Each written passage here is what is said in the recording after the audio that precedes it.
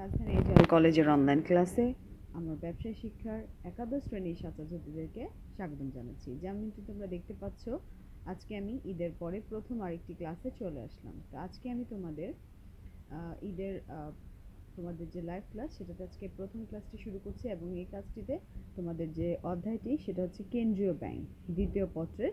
এই অধ্যায়টি হচ্ছে দ্বিতীয় এবং এই অধ্যায়টি আমাদের এই সিলেবাসে রয়েছে। কেন্দ্রীয় ব্যাংক সম্পর্কে আজকে আমরা আলোচনা করব। তো চলো শুরু করি।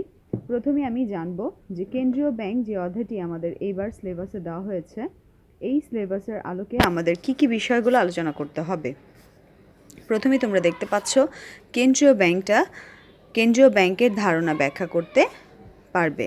তার মানে কেন্দ্রীয় ব্যাংক কি, কেন্দ্রীয় ব্যাংকের আওতা ও পরিধি, কেন্দ্রীয় ব্যাংক কতটুকু কাজ করে, তার পরিধিটা কতটুকু, সেই বিষয়টি আমরা আলোচনা করব। কেন্দ্রীয় ব্যাংকের আওতা ও পরিধি কার্যাবলী ব্যাখ্যা করতে পারবে। তার মানে কেন্দ্রীয় ব্যাংক কি কি কাজ করে।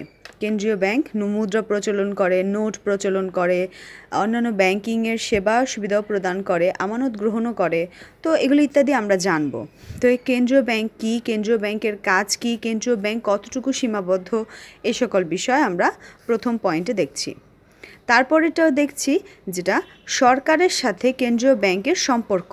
তার মানে কেন্দ্রীয় ব্যাংক যেটা, সেটা হচ্ছে সরকারের ব্যাংক। এই সরকারের ব্যাংক হিসেবে কেন্দ্রীয় ব্যাংকের সাথে তার সম্পর্কটা কেমন, এই সম্পর্কটা আমরা বিশ্লেষণ করতে আমরা কিভাবে করব সেটা সম্পর্কেও জানবো। তারপর তৃতীয় নাম্বার টপিকসটা হচ্ছে তালিকাভুক্ত ব্যাংকসমূহের তত্ত্বাবধান। তার মানে কেন্দ্রীয় ব্যাংক যে তালিকাভুক্ত ব্যাংকগুলোকে তত্ত্বাবধান করে, সেই তত্ত্বাবধানের দায়িত্ব হিসেবে সে কী কী কাজ করে থাকে সেই সম্পর্কে আলোচনা আমরা করব। তারপরে যে আলোচনাটি সেটা হচ্ছে নোট ইস্যুকরণ ও অর্থের যোগান নিয়ন্ত্রণ। এই যে বললাম কেন্দ্রীয় ব্যাংক হচ্ছে নোট প্রচলন করে, অর্থের যোগান নিয়ন্ত্রণ করে থাকে। তাহলে এই কেন্দ্রীয় ব্যাংক কীভাবে নোট প্রচলন করে, এই কাজটি আমরা কার্যাবলীর আওতার মধ্যে এটি একটি বিরাট আকার আলোচনা, যেটা আমরা করবো ইনশাল্লাহ। তারপরে লাস্ট যে আলোচনা, তারপরেরটি হচ্ছে কেন্দ্রীয় ব্যাংকের ঋণ নিয়ন্ত্রণ পদ্ধতিসমূহ, যেটা কিনা খুবই গুরুত্বপূর্ণ একটা টপিক। এটা হচ্ছে ঘুরে ফিরে এই প্রশ্নগুলো সবসময় একরকমই আসে। তারপর হচ্ছে মুদ্রা বাজারের তত্ত্বাবধানকারী, নিকাশ ঘর কার্যাবলী ও পদ্ধতির গুরুত্ব। এই সকল আলোচনাগুলো আমরা সাধারণত এই কেন্দ্রীয় ব্যাংকের এই টপিক্সটাতে দ্বিতীয় অধ্যায়টাতে পাবো, যেটা কিনা আমাদের সুন্দর করে ক্লাসের সংখ্যা আকারে দেওয়া হয়েছে সিলেবাসে। তো তোমাদের আমি প্রয়োজনীয় যতগুলো ক্লাস লাগে আমি এখানে এটা শেষ করব। আরেকটা বিষয় আমি বলে রাখি, সেটা হচ্ছে আমরা যত এই শর্ট সিলেবাসই করি না কেন, বোর্ড থেকে আমাদের যত শর্ট সিলেবাসই হোক না কেন, আমাদের যে এই অধ্যায় কেন্দ্রীয় ব্যাংক, এই অধ্যায়টি দ্বিতীয় পত্রের কখনোই বাদ হবে না। এই অধ্যায়টি one of the most important অধ্যায়, যেটা কিনা থাকবেই। যত শর্ট সিলেবাসই করুক না কেন, এই অধ্যায়টা বাদ দিয়ে কোনো কিছু করবে না, ঠিক আছে। আর হচ্ছে প্রথম পত্রের যেমনটি বলেছিলাম অর্থের সময় মূল্য বাদ দিবে না, ঠিক সেরকমভাবে কিছু কিছু অধ্যায়ের মধ্যে দ্বিতীয় পত্রের এই অধ্যায়টি কখনোই বাদ দিবে না। তো চলো কথা না বাড়িয়ে এবার আলোচনায় চলে যাই। প্রথমে আমি আলোচনা করব কেন্দ্রীয় ব্যাংকটা কি।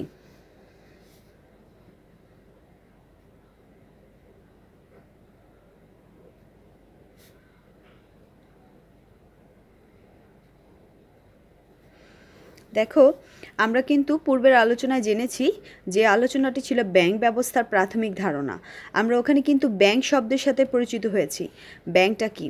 ব্যাংকটা হচ্ছে একটি আর্থিক মধ্যস্থকারী ব্যবসায়ী প্রতিষ্ঠান, যেখানে ব্যবসা করা হয় আর্থিক মধ্যস্থকারী হিসেবে, যেমন আমানত গ্রহণ, ঋণ প্রদান, তারপর হচ্ছে অন্যান্য কাজ করা হয়ে থাকে, ব্যাংকিং অন্যান্য কার্যক্রম পরিচালনা করা হয়। ঠিক সেরকমভাবে যখন আমি ব্যাংকের সাথে কেন্দ্রীয় ব্যাংক অ্যাড করব, তার মানে এখানে কিন্তু আরেকটি শব্দ যুক্ত হয়েছে।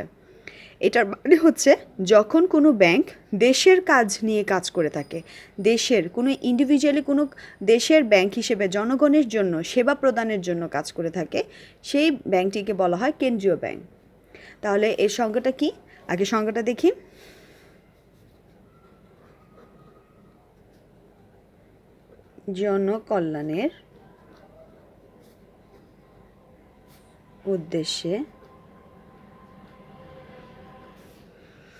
জনকল্যাণের উদ্দেশ্যে দেশের অর্থনীতির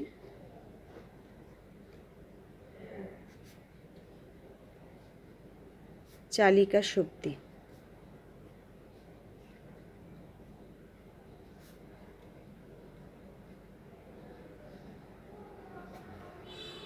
দেশের চালিকা শক্তি হিসেবে প্রতিষ্ঠিত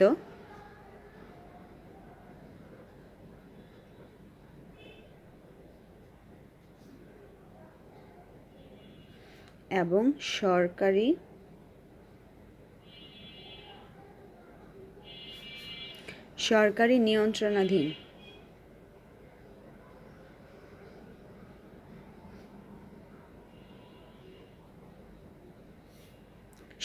নিয়ন্ত্রণাধীন পরিচালিত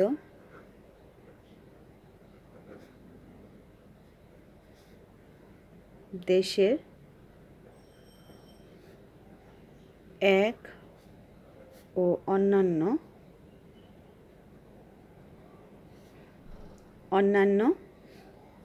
ব্যাংকিং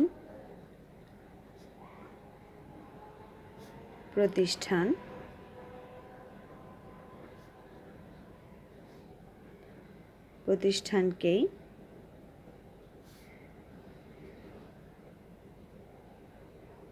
কেন্দ্রীয় ব্যাংক বলে। সংজ্ঞাটা তোমরা দেখতে পাচ্ছ। দেখো সংজ্ঞাটা আমি কি বললাম, জনগণের বা জনকল্যাণের উদ্দেশ্যে দেশের অর্থনীতির চালিকা শক্তি হিসেবে প্রতিষ্ঠিত এবং সরকারি নিয়ন্ত্রণাধীনে পরিচালিত দেশের এক ও অন্যান্য ব্যাংকিং প্রতিষ্ঠানকেই কেন্দ্রীয় ব্যাংক বলে। দ্যাট মিন্স কেন্দ্রীয় ব্যাংক হচ্ছে জনকল্যাণের উদ্দেশ্যে। এখানে আমরা যে সংজ্ঞাটা লিখলাম, এই সংজ্ঞাটা থেকে আমরা কার্যাবলীও পেয়ে যেতে পারি বা এটার উদ্দেশ্যটা কি সেটা জানতে পারি। তার মানে কিসের উদ্দেশ্যে? জনকল্যাণের উদ্দেশ্যে, দেশের জনগণের কল্যাণের উদ্দেশ্যেই এই ব্যাংকটি প্রতিষ্ঠিত। তার মানে কেন্দ্রীয় ব্যাংকের প্রধান উদ্দেশ্য কি? তার মানে কেন্দ্রীয় ব্যাংকের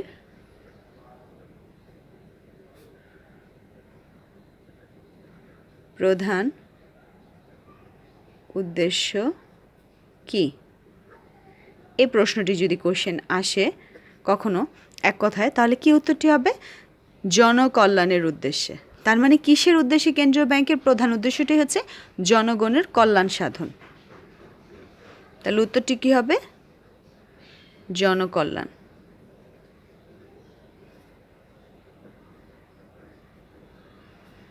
জনকল্যাণ সাধন করা।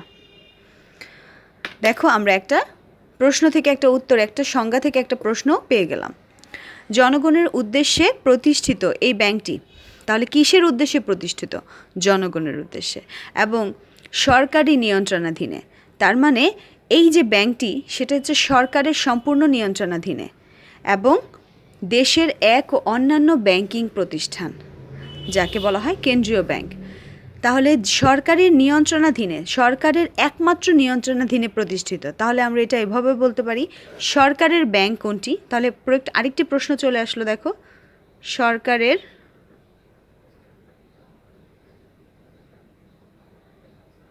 প্রতিনিধিত্বকারী ব্যাংক কোনটি? দেখো আমি তোমাদের দুটি প্রশ্ন সলভ করে দিলাম। সরকারের প্রতিনিধিত্বকারী ব্যাংক কোনটি? প্রশ্ন যদি এরকম হয় তাহলে উত্তরটি কী হবে? সরকারের নিয়ন্ত্রণাধীনে যেহেতু এই ব্যাংকটি চলে, তাহলে সরকারের প্রতিনিধি হিসেবেও কাজ করে। তাহলে এটা কি? সরকারের প্রতিনিধিকারী ব্যাংকটি হচ্ছে কেন্দ্রীয় ব্যাংক।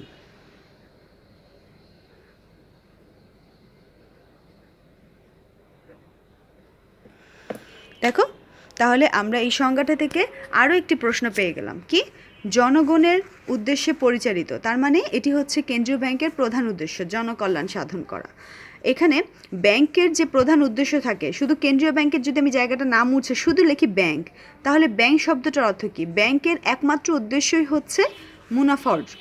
আমরা জানি ব্যাংকের উদ্দেশ্যটা কি? মুনাফা অর্জন। কিন্তু যখন কেন্দ্রীয় ব্যাংকের কথা আসে তখন কেন্দ্রীয় ব্যাংকের উদ্দেশ্য হচ্ছে জনকল্যাণ সাধন করা, জনগণের জন্য কাজ করা। তখন আর ব্যাংকের মুনাফা অর্জন এই উদ্দেশ্যটা নিয়ে কাজ করে না। কেন্দ্রীয় ব্যাংক একমাত্র ব্যাংক যে নাকি জনগণের জন্য কাজ করে থাকে, সরকারের প্রতিনিধি হিসেবে কাজ করে।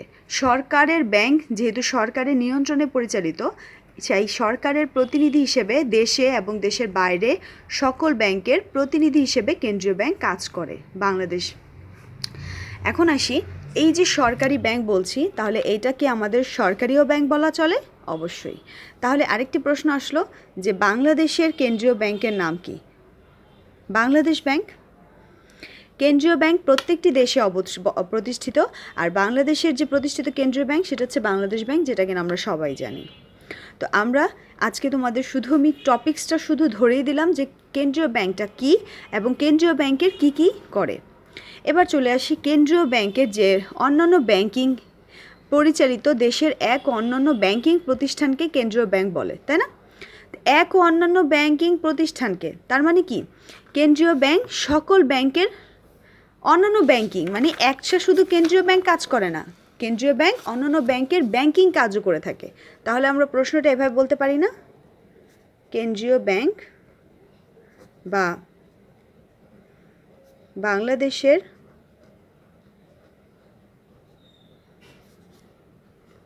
ব্যাংক ব্যবস্থার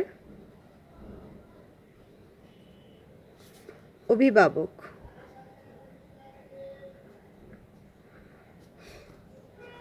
কোন ব্যাংক?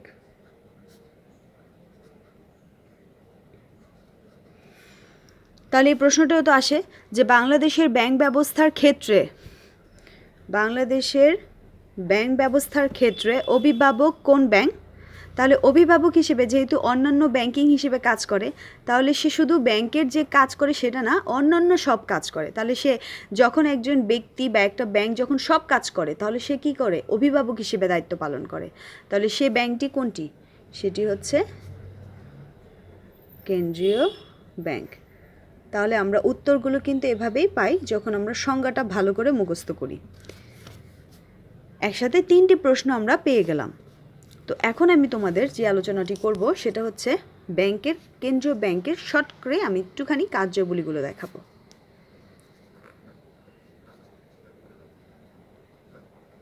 কেন্দ্রীয় ব্যাংকের কার্যাবলী। দেখো, আমি কেন্দ্রীয় ব্যাংকের কার্যাবলীটা কেন আলোচনা করছি, তার কারণ হচ্ছে যখন আমি সংজ্ঞা পড়ব, সংজ্ঞা থেকে আমি কাজগুলোও জানব। এখন আমি অনেকগুলো সম্পর্কে আলোচনা করে জানতে পারলাম যে কেন্দ্রীয় ব্যাংক শুধু দেশের জনগণের কল্যাণের উদ্দেশ্যে না, অন্যান্য ব্যাংকের অভিভাবক হিসেবেও কাজ করে, আবার কেন্দ্রীয় ব্যাংক সরকারের প্রতিনিধি হিসেবেও কাজ করে।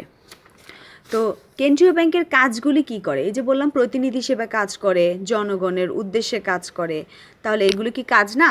তাহলে এই জন্যই আমি কার্যাবলীগুলো দেখাচ্ছি। তাহলে কেন্দ্রীয় ব্যাংকের কাজগুলো প্রধান যে কাজ সেটা কি? কেন্দ্রীয় ব্যাংকের একমাত্র প্রধান কাজই হচ্ছে, যেটা কিনা অন্য কোনো ব্যাংক করতে পারে না, সেই কাজটি হচ্ছে 1 নম্বর যে কাজটি, সেটা হচ্ছে নোট ও মুদ্রার প্রচলন।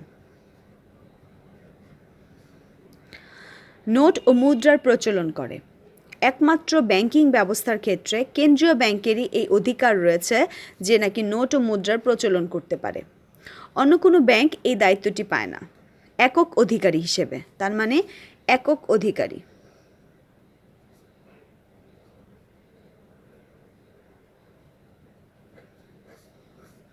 কেন্দ্রীয় ব্যাংক নোট ও মুদ্রার প্রচলনের ক্ষেত্রে একক অধিকারী। অন্য কোনো ব্যাংক এই কাজটি করতেই পারে না। তালিকাভুক্ত ব্যাংক বলো, অন্যান্য ব্যাংকিং বলো, যে কোনো ব্যাংক, শুধুমাত্র কেন্দ্রীয় ব্যাংকই এই নোট ও মুদ্রার প্রচলন করতে পারে। আচ্ছা, তারপরে যে কাজটি করে সেটা হচ্ছে মুদ্রামান সংরক্ষণ করে। যেহেতু দেশের নোট বা মুদ্রার প্রচলন করে থাকে, এই নোট ও মুদ্রার প্রচলন দায়িত্বকারী হিসেবে একক অধিকারী তিনি। তাহলে সে মুদ্রামান মানে নোটের যে সংরক্ষণ করা, নোটের যে মর্যাদাটা রেখে ধরে রাখা, মুদ্রামান সংরক্ষণ করার ক্ষেত্রে যে মূল্যবান দায়িত্ব, সে দায়িত্বটি সে পালন করে। তাহলে মুদ্রামান সংরক্ষণকারী হিসেবেও কেন্দ্রীয় ব্যাংক একমাত্র সংরক্ষক হিসেবে দায়িত্ব পালন করে, যেটা কিনা অন্য কেউ করতে পারে না। যেমন বলে, central bank is a bank whose essentially duty to maintain stability of the monetary standard. তার মানে আমাদের দেশের যে মুদ্রামান সেটা স্থিতিশীল রাখা এবং অনুকূলে রাখার জন্য সচেষ্ট বা সর্বোত্তক চেষ্টা করে কেন্দ্রীয় ব্যাংক। যেহেতু সে নোট ও মুদ্রা প্রচলন করছে, সে মুদ্রামানটা সংরক্ষণ করছে। 3 নম্বর কাজটা করছে মুদ্রা বাজার। পরিচালনা বা পরিচালনা ও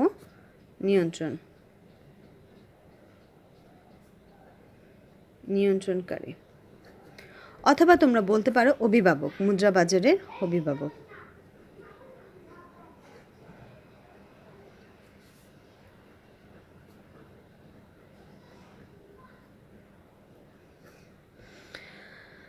কেন্দ্রীয় ব্যাংক মুদ্রা বাজার, আমাদের বাজার, আর্থিক বাজার হচ্ছে 2 প্রকার, মুদ্রা বাজার, মূলধন বাজার।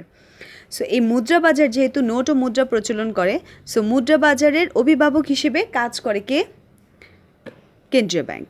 যেহেতু সেই প্রচলন করছে, সেই সংরক্ষণ করছে, তাহলে এটার অভিভাবক কে?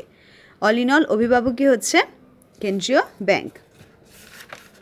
তাহলে এই কাজগুলো করে, ঋণ নিয়ন্ত্রণ করে।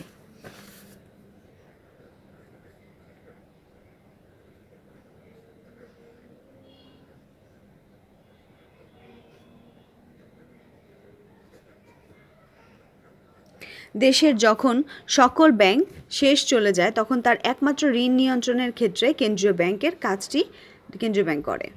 তারপরের যে কাজগুলো রয়েছে, ব্যাংকের অন্যান্য ব্যাংকের ব্যাংকার হিসেবে কাজ করে, অর্থ জমাদান, অন্যান্য সরকারের আর্থিক প্রতিনিধি হিসেবে কাজ করে। তো আরও অন্যান্য কার্যাবলী রয়েছে, এরকম 10টা কার্যাবলী রয়েছে। তো আমি তোমাদের শুধু কার্যাবলী যে মেন কার্যাবলী 4টা আমি সেটা দেখাচ্ছি, যে সরকারের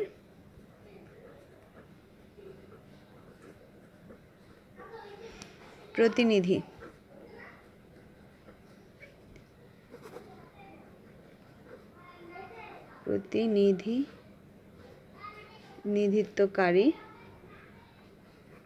ব্যাংক হিসেবে কাজ করে।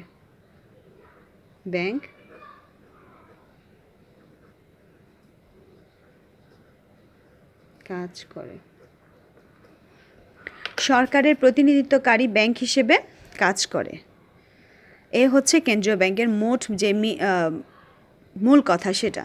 তারপর আরও কাজ রয়েছে, আমি এগুলো আরও সংক্ষিপ্ত আকারে আলোচনা করে দেব। তো তোমরা এই কার্যাবলীগুলো একটু দেখো। আর হচ্ছে আমি আজকে কি আলোচনা করলাম, আমি আবার পূর্বের আলোচনা চলে যাচ্ছি। কেন্দ্রীয় ব্যাংকটা কি?